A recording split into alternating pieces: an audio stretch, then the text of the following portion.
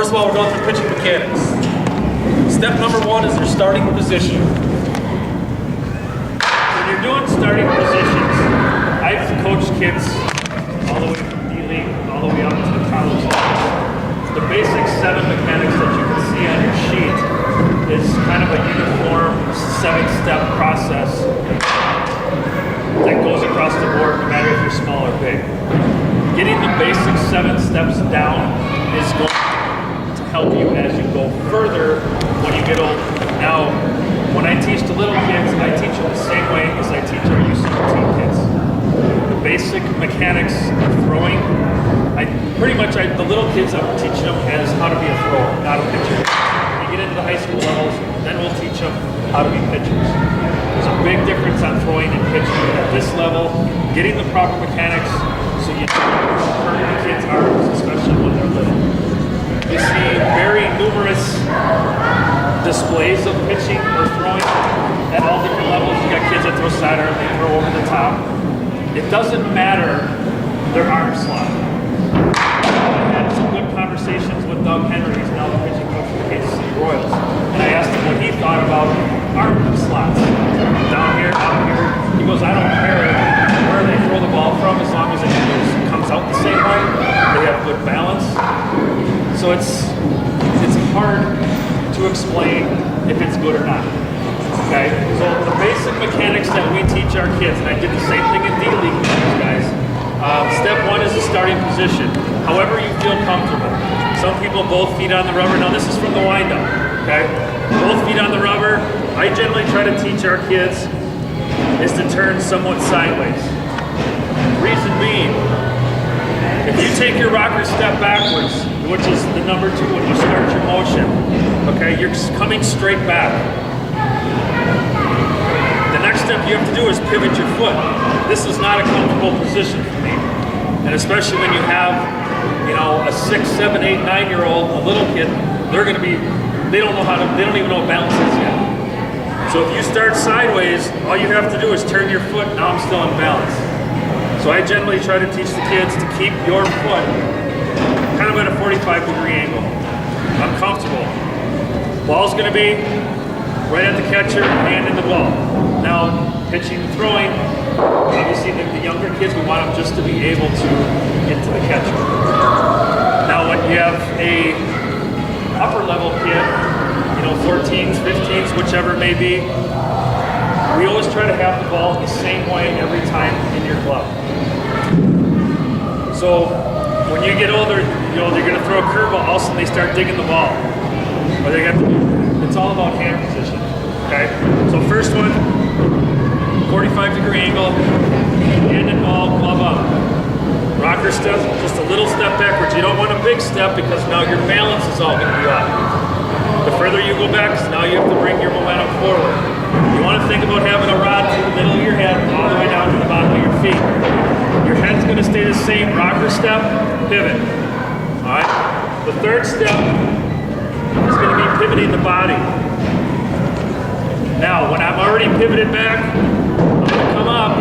It's not a swing with the foot. All you're going to do is take your knee and pick it straight up. For the little kids, this is the difference now. Little kids, I try to have them come straight up at a 45-degree angle. Foot's nice and relaxed. I'm in a balanced position. This is a drill that I teach them. Stand here. See how long. You'll be amazed how long they cannot do that. All right? So if you have a ball down, you line all the kids up, right? We're going to work on balance. They go through their balance position, most of them stop. Just let them sit there. You see the legs start going down, you see them start hopping, we'll fall over. It's a great drill for kids to start learning balance. Focus on the stomach muscles, keeping everything, keeping your eyes focused. Alright? Another drill as we'll go through. For the older kids now, once they get to the balance, they're pretty good, but now what they have to do is they have to go down and pick up the ball, and come back up to the balance position, and then set it back down. Bring it back up. It's hard for me too. Okay? That's a good one too for the older kids. Balance. So when they come through, step 1, you're all set up. Step 2, rocker, come up to your balance position. Now notice my hands and my head have not moved. always looking right at the target. I'm not looking at the glove. You'll see a lot of younger kids looking around, looking at their glove, looking back behind. Always keep your face, your eyes right on the target at all times. Balance. Right there. Okay. Number 5, the extension. This is where it starts to get tricky. Let me go back one step. Balance position for older kids. Younger kids have it at a 45. Older kids, it's generally good to have it in just a little bit. All right, what that's going to do is generate power. It's going to generate more explosion to the catchers. So little kids, we try to get them. Younger kids, just to get to this position. Older kids, we generally try to have them turn. It's not a big turn. If I'm here, it's just a little bit turning in. If they're coming through, it's here. Little kids, it's going to be here. Okay? That's just something that I teach. A little bit different. So extension. Balance position. Glove, knee is going to be attached. As your knee goes up, your glove's going to go up. Everything's attached. It's on a string. So if your knee goes up, if your knee goes down, the ball's got to start coming out. Number 1 problem with kids at all ages is not getting the ball out soon enough. What happens is they start leaning forward. If I start going to home plate, all of a sudden the first movement they have is this, and they haven't done anything with their hands yet. So what's going to happen is as soon as they get that ball out, they're here, all the pressure is going to be right on their shoulder. That's the number 1 problem with pitchers is you're going to blow your shoulder, your elbow, because you're dragging that arm. The older kids, you can tell they're doing it, all their balls are going to be high. They start throwing the balls high, especially when you get tired, your lower half is getting out, you're getting lazy. Release point goes from here instead of out here. All their balls are going to be up high. So here's somebody say dragging your arm. That's pretty much what that is. Your arm's dragging behind your body. So you hear that terminology, that's what that is. So the extension. Come to the balance point. Now what you want to do, this is a drill we teach our own kids. We call it the dance step. Ball's up. Glove's going to go down. You're going to break with your thumbs down. Thumbs down. Think of it as a figure 8. You got a big bowl. However you want to do it, there's a big bowl here. The ball's going to come down, the ball's going to go out. A lot of little kids just do this. They just want to throw the ball this way. You want to try to keep the ball back, so as they rotate forward, the ball's automatically going to come this way. Okay, ball's in the finger. So down and out. Notice my balance, still, right here. I haven't moved. So if I go through 1 through 4, here, down, still haven't moved. What you'll see with a lot of younger kids is you'll see this, all of a sudden they'll be out here, and their ball will still be in their glove. Now they have to try to catch up. All right? Back, up, down. My glove is to the front. Now this is however you want to teach it. Some people lead with the elbow, some people lead with the glove. Whatever it is, the extension you have to have is you have to have the T. Ball back, glove out front. I teach it with the back of this glove. You look right over the top of your glove. Okay? So I'm on this power position. My foot is at a 45-degree angle. I'm not landing on my heel. Follow my foot at my extension. Okay? Number 5. 6 is going to be release point. That's when you're going to actually swing your body. First thing that's got to happen is this glove, your elbow has to come to your hip. Here, and as this comes through, that's going to ignite this backside. That's going to bring the ball through. Now I still haven't even left my position. I'm still in balance. Back, up, down, here. This is the number 1 position. This is your power position as a pitcher. Right here. Chest out front, glove right here, ball's coming through. Okay, my foot's on, that's when now I'm going to push off, reach, and then follow through. Release point. If you come to one of our practices, the number 1 thing I say to our kids is shorten the distance between, I'm talking older kids, shorten the distance between the pitcher and the catcher. Why is that? Anyone know why you want to shorten the distance between the pitcher and the catcher? What is that going to make them do? It's it's going to make them extend. If my landing point, you can see where a lot of kids land, it gets down. If I have a kid that's landing here and just letting the ball out, his release point's out here. You want to get extension. You want to reach out here. So shortening the distance, my release point is here to the catcher. Now if it's out here, extending that out, getting him to release out in front of him, not up top. Okay? Last one is follow through. If you do all those top 6 right, your follow through should be natural. Out to the front, you want to get up over the front to the balance point. You got back to the balance drill, balance down, pick it up. Gloves out front, arms out here. You want to touch the grass and just let your leg come through. A lot of kids, what they'll do at the young age, this, and they'll just bring their foot around. A big drill that I use is I put a ball bucket or a chair or a helmet, and I'll stack them up in front of them. So as they come through, and if they hit those helmets, they know they're not going over their backside. So they have to get over the top of those helmets to come through. You notice when he's coming through there, he talked about leading with over the glove. He said some people lead with their elbow, some people lead with their hand, but you're looking at the top of that glove. It doesn't really matter which one you do, but as long as you see every time he finished, he was either here, or you're here, and here. A lot of times you're going to see what kids are doing is they're opening their body up. They extend that glove out, they don't get back in. Their arm is going like this, which totally opens everything up, and you're losing everything. You got to keep this front shoulder in towards the catcher. Everything's right here into the pivot. So like he said, it doesn't matter if you point with your elbow or with your glove. As long as they're still ending, I tell our kids the yes position. Yes.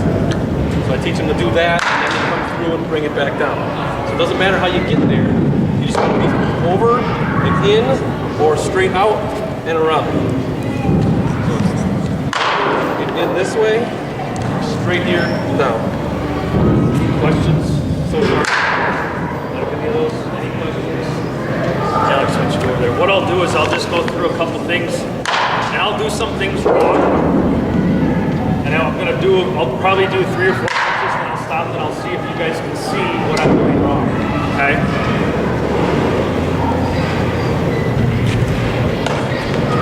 Can you see it? Here.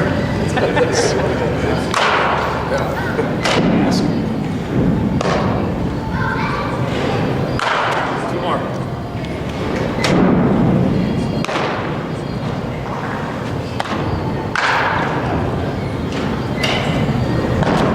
What was I doing wrong? What's that? Okay, what else? There's one big thing I was doing in there. Watch my glove side. This is my glove side. See what I was doing? You'll see that as young kids. What I'm doing, watch this glove side. Instead of coming, I'm sweeping like this. Instead of coming out and then in. So doing it the right way.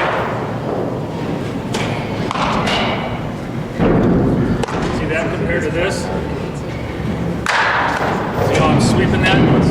That's the number one thing you'll see with kids, is keeping that front side. So doing it right again. Now here's doing it the other way. Very quick. Very easy to see if you know what you're looking for, okay? Another thing, what else we can do? Another one.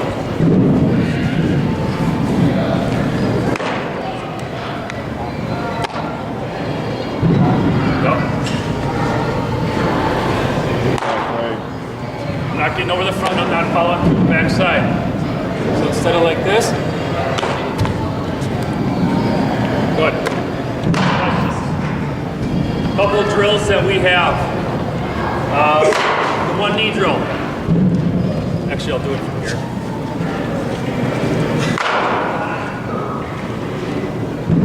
One knee drill, 45-degree angle with your leg going off towards Luke. You're throwing over to Alex. Good to keep them straight, shoulders straight. You can start with hands together first. You work on breaking, getting the ball out. Getting the ball out. You can sit there, I'll do this all day long. You see the hand positions, if they go like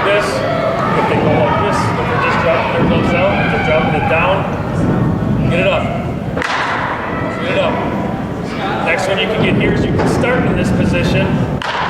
Start here, and then work on getting over the front, over their front leg. All right, you want to have your arm over the front of this leg. If you see a kid do this, you know he's not doing it right. He's not getting that extension that he needs to make his follow through right. Over the front, straight in. This drill is good to look at the elbow that goes to the hip, but also the follow through to see if their head is right on. You'll see kids just do this. Just throw. Okay? You want to get them out and extend through. All right, the next one, the one knee down, explode. This is probably mainly for older kids. Younger kids don't have the balance yet. Same thing, you can start from here, but what it is now is you want to work up over the front of your plant foot. Up to the front, throw it, and you want to bounce on the front of your leg. It's getting your power, your momentum, everything over the front knee.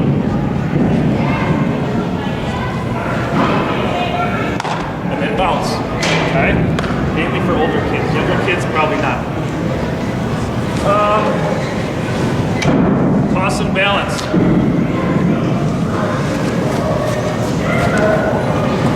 Up to your balance point. You can toss it or you can place it. The good thing for this is the extension. Start with the ball, hand him the ball in here. Don't let him bring his glove down or the ball down. Mostly want to hand it because throwing at the kids is going to work. Older kids, you can do it. Bring it up. You want their arm extended back. You don't want to give it to them right here. The first thing they're going to do is bring their arm back. Let them reach for it. Let them feel what it feels like to get that ball up top. So get it up here, and work on keeping the ball up and bringing it down. Kids will struggle with this because they're used to bringing their elbow down. All right. What they're used to is bringing the elbow down here and throwing. You want to try to have them keep that up. And as they turn, extension. Get that arm out. So up here, nice and easy. Now it's not how hard you throw it, it's not how accurate, you're mainly looking for the extension in the ball. Towel drill, everyone knows the towel drill. You get a towel, place it in your hand. I don't have a towel with me. If you put it in your hand, same thing. You want to get that towel in a nice smooth, and then you want to whap it down. Very good drill, pretty basic. The wall drill. Let's do, why don't you guys come on over here once. Just pick it right up. Another thing that you'll see younger kids do is if I'm pitching this way, they'll come here and their arm will be back here. And then they have to rotate their arm around. You can see the tension in the shoulder. You want everything to be in one circle, in one plane. So a good wall drill is keep your back against the wall, balance point, and as they come through, they'll be able to feel if they hit the back of the wall. They shouldn't be able to hit that right through. So balance, you feel it down, right through, okay? You'll just, it's mainly for what you feel coming back. So if they come back, they'll be able to feel that as they come through. Last one is long toss, very good. How about the other way? Yeah. Mainly the other way, actually I'll do it this way. Keep your knee on the wall. This one's mainly for getting too high, too low. I'm not a big fan of that one because I'm not really worried if the guy throws down here or throws up here. Balance on the wall. You're coming down here, rotate all the way through, bringing your leg past. Okay? I mean, there's probably you guys can go online and find a ton of different drills to use. These are mainly the big ones that I go with. So last one is long toss, very good for kids, especially to get arm strength. You know, younger kids I probably wouldn't go more than 60 feet. And make sure the biggest thing is not just to throw it, see how far they can throw it. They have to learn how to catch it too. You know, throwing to a position, throwing to a partner, rather than just taking it and see how far you can throw it. Well, it's good. You don't want to stretch them out too far. If you're stretching out too far, the mechanics and everything are going to be shot. All they're doing is trying to throw it as hard as far as they can, and that's not going to be So when they're doing long toss, still watch that they're throwing it right. We're going to go over that too. Basically the right throwing mechanics, but watch that as well. We're not just trying to throw long to throw long. We're trying to throw long to build up arm strength, but still using the right mechanics. Any questions so far on pitching? Again, those are my things that I teach. You know, I've talked with a lot of people that know what they're talking about, and I think I know what I'm talking about. But if you guys have any questions, I talked to Mr. Anderson a little bit. There's a program that I have on my iPad that's called BB Swing. It's mainly for hitters. It's a free app. Videotape your pitcher. You can do it with hitting or pitching, but it gives the kids something to see rather than just say you're doing this wrong, you're doing this wrong. I've found out that showing a kid an actual video of themselves and what they're doing wrong, they learn better. So it's called BB Swing. There's other ones because that's only with an iPad. But there are other ones. I have one on an Android that there's ones available. You can do the same thing, that you can basically video it and then you can move it up and down and stop them. You can draw on it. You can see and stop them at certain points and look at this. And you're moving it back and forth and show them. It works pretty good. They're free apps. And if you want to see it, I have it here after we get done. If you guys want to take a look at it, feel free. So, just running through throwing mechanics. A lot of this stuff Mike just went over. Putting shoulders towards the target, like he said. You're starting with your shoulders toward the target. So even when they're playing catch, warming up, do this. Big circles with hand. Getting that out. What you're talking about is this. You're here and here. They're talking, turn the hands upside down. Just like he said there, when you're coming out of your glove, they go down and come back. So your glove goes out, hand goes on top. That's what we're talking about with the circles. Thumb to thigh, pinky to the sky. Your thumbs are down to your thighs, your pinkies are to the skies when you're doing your circles. Toss and balance. They're tossing right here. You're making sure you're balanced. So you toss it, you're staying balanced. You're not falling off. Hand on top. See, I got it there. Hand brings ball to the power position. So you're bringing that ball up to the power position. You're here to here. Hand on top elbow. Hand out. You're above your elbow. You're up here. Elbow at 90 degrees from shoulder. If you're 90 degrees. Glove by the chest and bury the front elbow. This is where he was talking. You glove here with your elbow out or to there, but burying the elbow is the important thing. The yes position. Reach for the guns and get back side through. So that's he's reaching. That's where he's talking about reaching out with that arm and getting the backside through. So you're here and you're reaching out and getting that backside coming through. Not dragging it around, but getting that reach and through. Make sure to step towards your target. So this is your stepping towards the target. If they're playing catch, once they start backing it up, have them do a crow hop, a heel click.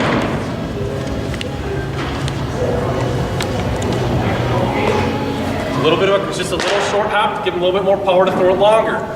This is mostly used when you start stretching it out and doing your long toss. You're still getting your back side through though. Even on the long toss, you notice the back leg is still following through. And he's still coming over with that front arm reaching out. or you can do the crow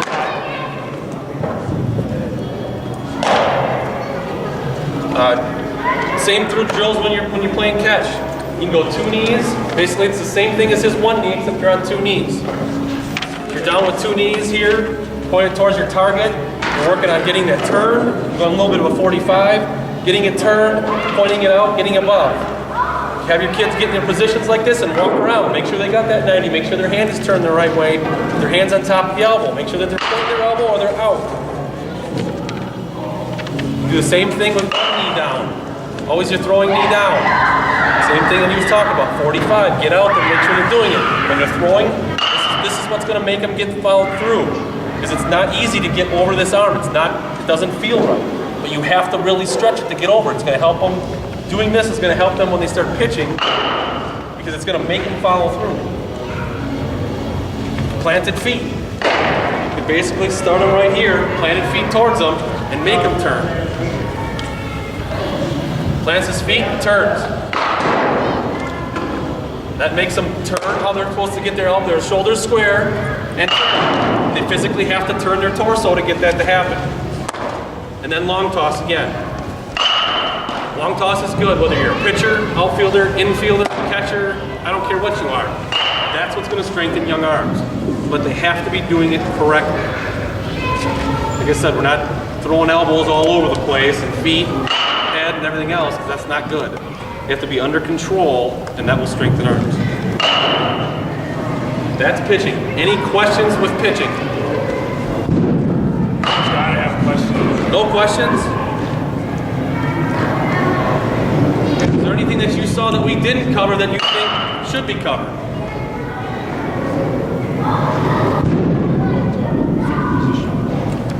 Good question. Little kids, you're probably going to get a 3-finger because their hands are going to be so small. You know, we try to do 4-seam. So 4-seam across 1, 2, 3, 4. So I got a 4-seam fastball. Generally on little kids, it's going to be the straightest. You're not going to have a lot of tail to it. I just want a kid 8, 9 to throw a strike. So I don't care if they throw with their full hand. You know, as the season goes on, I'll teach kids, okay, you know, let's work on a 4-seam fastball. Let's work on a 4-seam fastball. You know, fingers a little bit tighter together, but everything in the fingertip. It's tough with kids when they're smaller because they're so small that generally they can't get it in their fingertips. But 4-seam, 2-seam is the only thing I'm going to teach them. Okay? As you get older, to the older kids, the 13s, 14s, you can start throwing change-ups in there. When I teach them a curveball, that's totally up to you. I mean, that's a personal preference. There's certain ways to throw them. I can talk to you on my philosophy on that, but I rather see you throw a good changeup, 4-seam and a 2-seam fastball first. All right. My philosophy says if a kid can't throw a strike with a fastball, a 2 and a 4-seam fastball, you shouldn't be worried about trying to throw a curveball or a changeup. You know, a great drill too is that you're just playing catch and you're working on that, and you have somebody that is a pitcher, okay? Working on 4-seam catch, working on 2-seam catch, teaching them to understand what that ball does. That'll teach them how to throw and when to throw. At those younger ages, don't mess around with anything else. That's it. That's all we do. Anything else? All right, we'll go to outfield. We'll just come over here, Pete.